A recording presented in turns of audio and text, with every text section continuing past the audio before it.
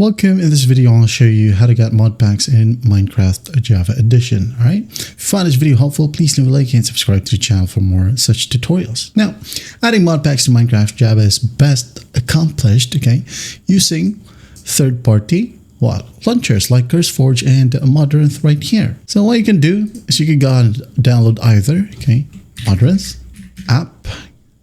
Here we have it, or the CurseForge app right here.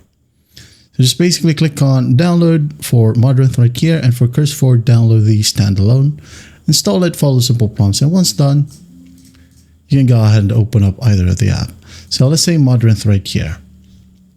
As you can see, when we go ahead over to discover, we can go ahead over to Modpacks, and as you can see here, we've got a ton of mod packs available right here. So let's say, for example, you wanted to download a fabulously optimized. So just click on install and just basically wait for it. It will automatically install the mod loader, the mods, as you can see here. That is now listed. So what you can do, just click on play. And by the way, before you hit on play, just go ahead over to settings right here and go to resource management, or default instance, by the way, default instance option, and set the memory. As you can see here, I'm using half of my memory right here. So hit on play. Now you can go ahead and open up the command prompt, the section, and you can actually see what's happening. Just wait for it, as it will just automatically load the game for you. Now you can go ahead and hit on continue.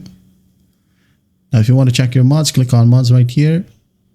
As you can see, here we have all the mods of this specific mod pack.